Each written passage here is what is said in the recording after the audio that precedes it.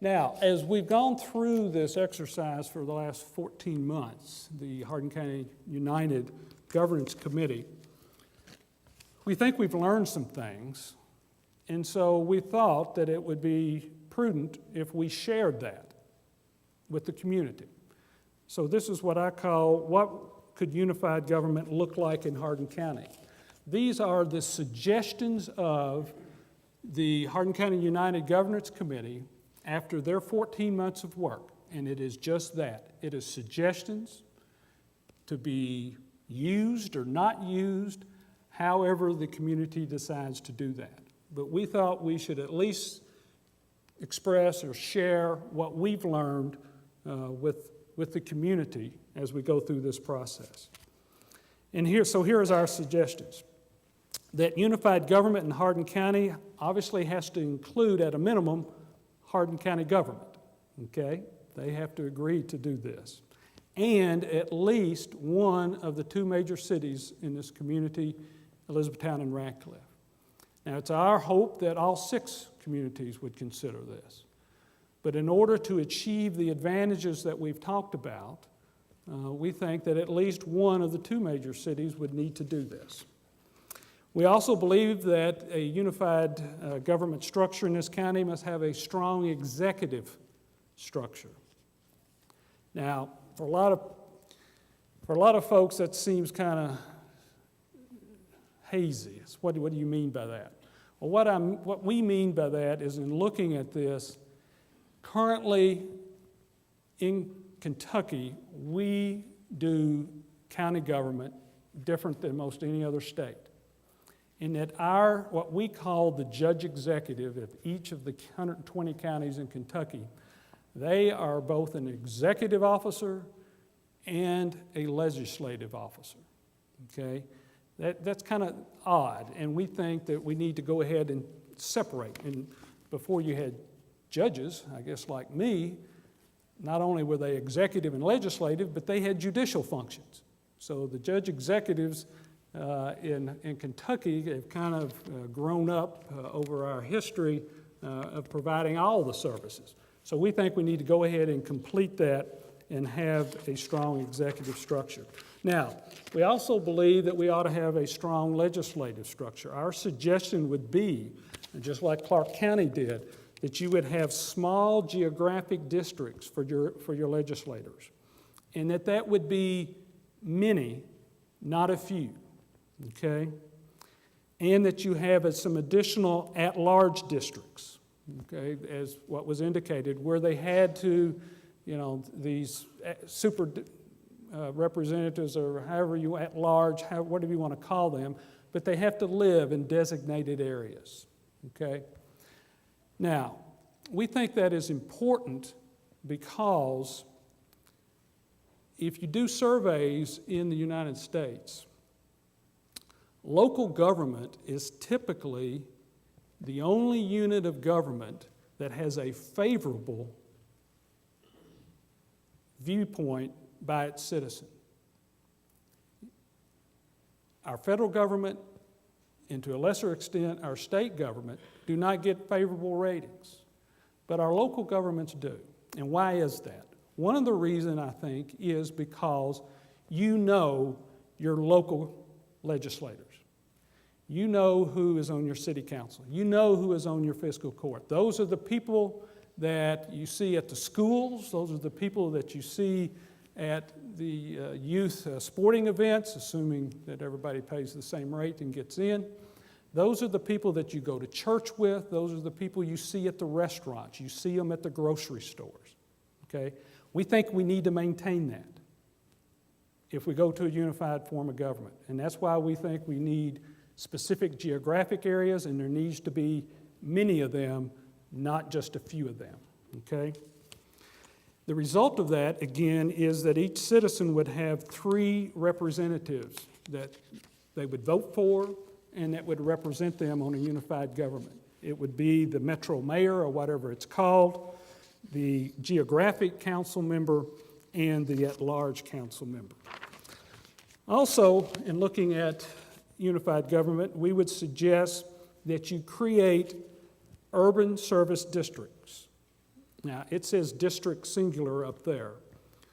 I think that that should probably be plural, okay? Because what typically happens is that an urban service district is created, or more than one urban service district, that corresponds with the old city boundary lines, because those levels of services should remain the same, and those tax rates should remain the same. So it's not one size fits all, okay? You have an urban service district or districts, and then you have a general service district. This is kind of what has occurred in unified government across this country. The general service district basically corresponds with what would now be the current unincorporated areas of Hardin County. So it's the same basic level of services, the same tax structure for that area, okay? That's how you start. Also, we suggest that there be a unification of these 94 existing departments, boards, commissions, without a layoff of current employees, okay? And we came to that recommendation when we realized that currently our local government, all of them, run a pretty lean operation, okay? And we can right-size, the other communities' experiences is they can right-size their employee base through retirement and attrition. And it's not necessary that you start cutting people's jobs, okay?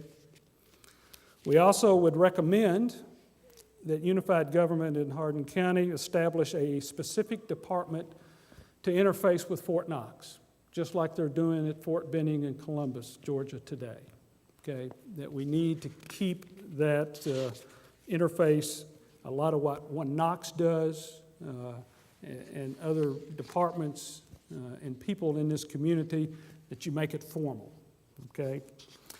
And we also believe that we should allow cities that decline to participate in the initial unification request to be included at a later date, okay?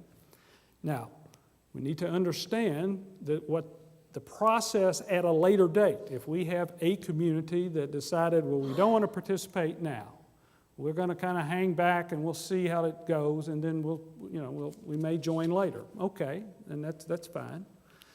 There is a process then for them to join later. Now, to join later really is to repeat this process, which means that the unified government would have to agree. We want to have City A to join us at this time. You'd have to appoint another Unification Review Commission to put the plan together about how you would join them in, okay? And again, the voters would have to vote to approve that city coming on board. There is a score more information, and that's available at the website, the executive summary of the study, the full, I don't know what it was, 150-page or so study that Luke did, press releases, the video presentations of both Mayor Abramson and Mayor Pettit, and frequently asked questions are all available on that website. What I want to close here tonight with is this slide. This is the process for consideration of unified government in Hardin County. And instead of starting at the top and working our way down, let's start at the bottom and work our way up. The bottom line is this: the voters must approve it. At the end of the day, that is the only way it can occur, that the voters say, yes, this is what we want to do, okay? Now, will the voters have an opportunity to vote on this issue? How has that come about? Well, coming up one, that's the Unification Review Commission. They draft the plan, all of the details, okay? Because we need to know the details of how this was going to work before we should vote on it. So the Unification Review Commission would put that document together. They have a 2-year period to get that done. If it takes that long, they have public input, public hearings, all of those things occur during that process. How do we get to a Unification Review Commission? That's the next step up. Your local governments have to decide whether or not they want to participate in this process. Okay? So, Hardin County Fiscal Court and the city councils of each of the 6 cities, they have to adopt an ordinance that says, yes, we want to participate in the Unification Review Commission, and we will then make appointments to that commission. Okay? So that is done at a fiscal court and a council level only, under the current law. There's not a petition process currently available to do that. So, as a citizen of Hardin County, if you want to further explore this idea and perhaps have an opportunity to vote yes or no on unified government in Hardin County, then you need to contact your judge executive, your magistrate, your mayor, your city council people, and express your view to them. Yes, in order for me to consider this, I want to know the details of what it would look like, and I want to have the final vote. The only way you get that is if county government and city governments, if you live in a city, vote to participate. Okay? That's the way the process works.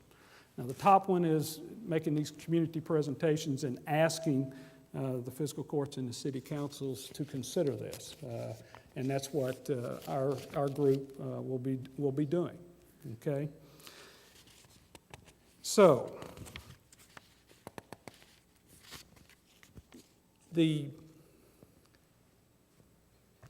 if we want to explore this, if we want to consider it, then the county governments and the city governments need to approve appointing people and participating in the Unification Review Commission. We'll be going out to those bodies. The way this works, fiscal court, is the county government has to approve it or we can't go any further. Okay? There may be some cities that decline.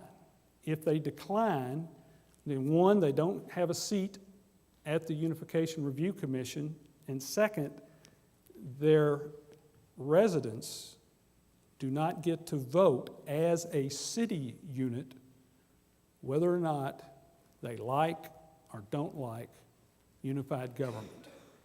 Okay? So that concludes our presentation today. We're about right on time. We wanted to leave some time to respond to any questions or receive any comments that you all.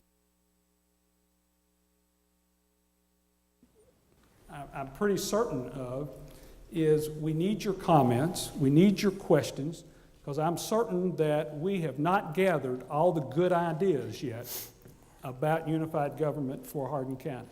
And we get that from you. Okay, so we're glad we have microphones, one here, and there's the other one here. If you have a comment or question, come forward and tell us your name, and we'll be glad to field it if we can.